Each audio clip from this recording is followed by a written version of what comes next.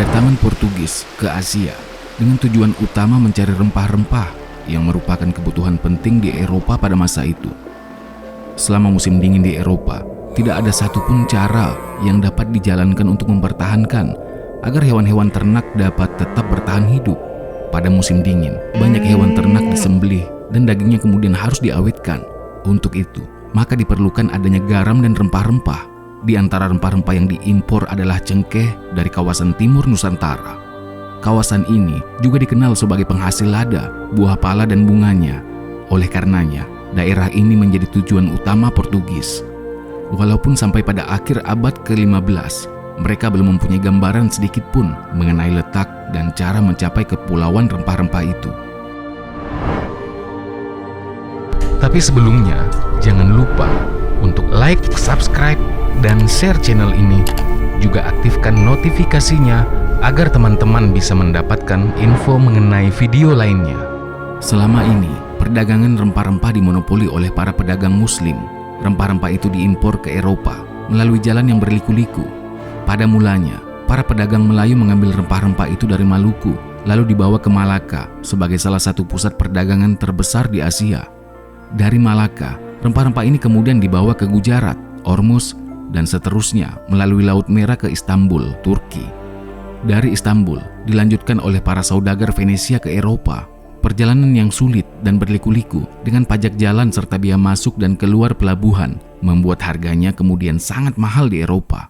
Karena itulah, para pedagang Portugis berusaha keras untuk mencari hubungan langsung dengan daerah penghasil rempah-rempah. Keunggulan bangsa Portugis dalam bidang teknologi pelayaran yang ditunjang oleh pengetahuan geografi dan astronomi memungkinkan mereka menyeberangi samudra luas. Pada tahun 1487, Bartolomeu Dias sampai ke Tanjung Harapan, Afrika Selatan. Pada tahun 1498, Vasco da Gama sampai di Tanjung Harapan. 12 tahun kemudian, ia sampai di Calicut, India. Pada tahun 1511, Portugis menaklukkan Malaka yang memberi peluang bagi terbukanya pintu untuk memasuki daerah penghasil rempah-rempah di Maluku yang selama ini berada di tangan para pedagang Muslim. Jarak pelayaran yang relatif jauh dan teknologi navigasi yang masih mengandalkan kapal layar menyebabkan terbentuknya beberapa bandar baru sebagai pelabuhan transit untuk tempat menimbun barang dagangan serta mengambil bahan makanan. Lokasi Makassar dengan pelabuhannya yang baik sangat menarik sebagai stasiun dalam pelayaran antara Malaka dan Maluku. Perkembangan pelabuhan Makassar diiringi dengan semakin ramainya barang-barang masuk yang dibawa oleh para pedagang seperti sutra dan porselin dari Cina serta bahan-bahan pakaian dari Portugis. Biasanya, penjualan barang-barang tersebut dilakukan dengan sistem barter dengan produk yang dihasilkan oleh Makassar seperti beras, emas, dan budak. Kedatangan bangsa Portugis sebagai bangsa peranggi tidak terlepas dari trauma perang salib.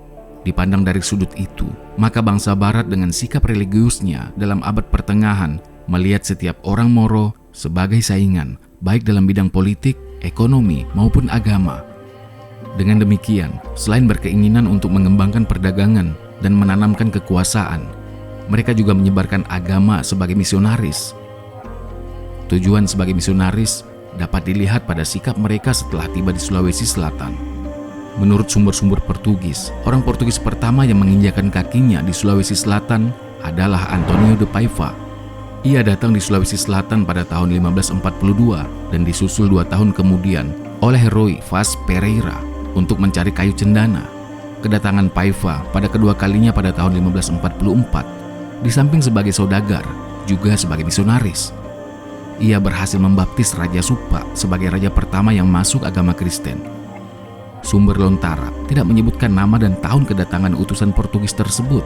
Lontara hanya menyinggung tentang kedatangan seorang pendeta yang berhasil mengkristenkan beberapa raja di Sulawesi Selatan. Berdasarkan sumber Portugis, bisa diduga bahwa utusan tersebut adalah de Paiva. Dalam Lontara yang terdapat pada koleksi proyek naskah Universitas Hasanuddin disebutkan bahwa pendeta itu berhasil memasukkan Kristen Datuk Supa yang bernama Makeraiye dan didirikan sebuah gereja di Kampung Maina. Ia juga berhasil memasukkan Kristen Raja Bacu Kiki, daerah yang terletak di pinggir laut, serta Raja Siang di Pangkajene. Sumber anonim Lontara Suku Nawajo, milik Datuk Sangaji halaman 176. Peristiwa masuk Kristennya Raja Supa, kemudian disusul Raja Bacukiki dan Raja Siang, dengan cepat tersiar di kalangan orang-orang Portugis di kota-kota pelabuhan lainnya. Banyak di antara mereka ingin berkunjung ke Sulawesi Selatan. Francisco Xavier menyatakan dalam suratnya yang ditulis di Malaka tanggal 10 November 1545 tentang keinginannya untuk melawat ke Makassar. Tetapi karena kapal yang ditunggu untuk membawanya ke Makassar tidak datang, maka dia mengubah keinginannya dengan bertolak ke Maluku. Kemudian, Gubernur Malaka telah mengutus seorang misionaris, Vicente Vegas, ke Makassar. Salah seorang pengikut Vegas bernama Pinto menulis surat pada tanggal 7 Desember 1548 kepada Uskup Goa, India tentang kunjungannya ke Makassar. Berikut beberapa kutipan dari surat tersebut sebagaimana yang diterbitkan oleh Wali Gereja Indonesia. Pada tanggal 20 November 1548, saya tiba kembali ke Malaka dari perjalanan saya ke Makakares, maksudnya adalah Makassar, yang waktu itu oleh orang Portugis dipandang sebagai kepulauan tersendiri. Dan oleh karena saya bersama-sama Pater Vicente Vegas telah tinggal selama 3 tahun di sana, maka saya merasa wajib memberitahukan kepada Bapak Uskup soal keadaan di daerah itu dan mengenai orang-orang Kristen. Berkat hasil usaha Peter Vicente Vegas, di sana saya telah diterima seorang raja Kristen, raja daerah Supa, yang bersama dengan istri dan anaknya serta sejumlah besar rakyatnya merupakan orang pertama yang bertobat menjadi Kristen. Raja Supa itu merasa heran karena sampai sekarang belum juga ada misionaris yang datang.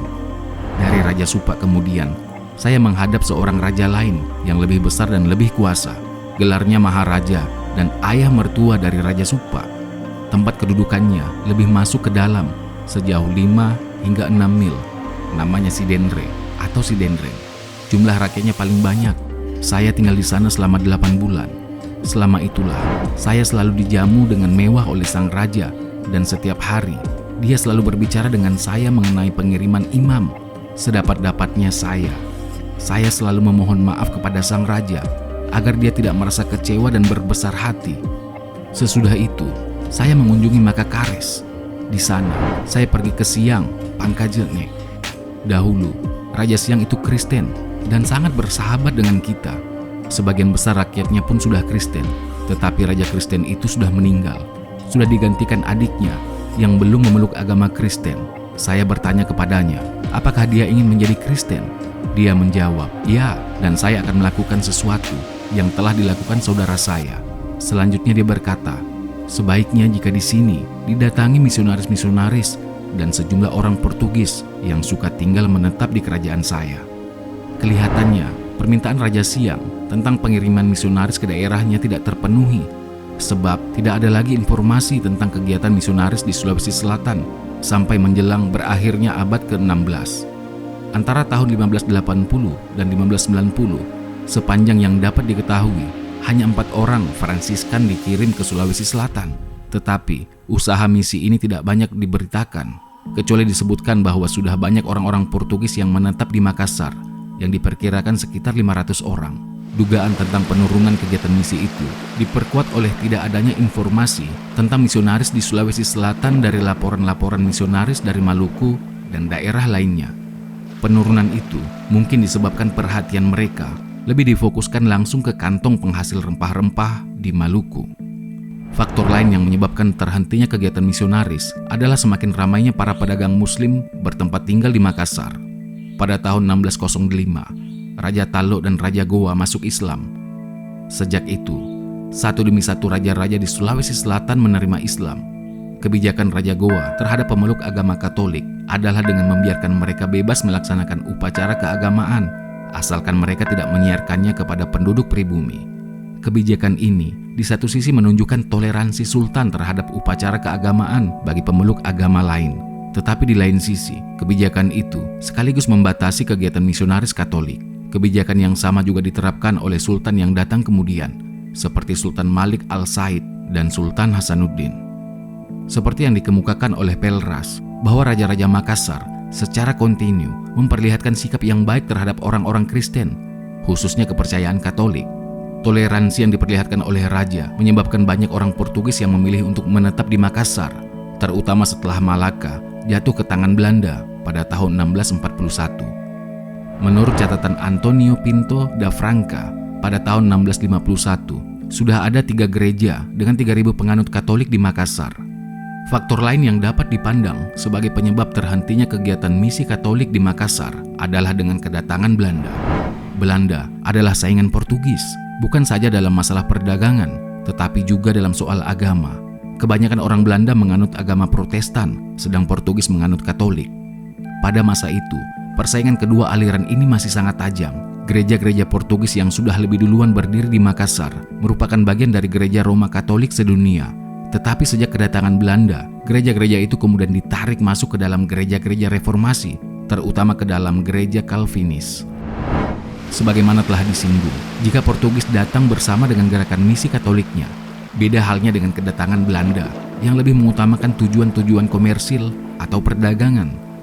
Hingga wajar jika VOC sering mengalami kesulitan dalam menyesuaikan antara tugas keagamaan dengan pertimbangan-pertimbangan politik dan perdagangan.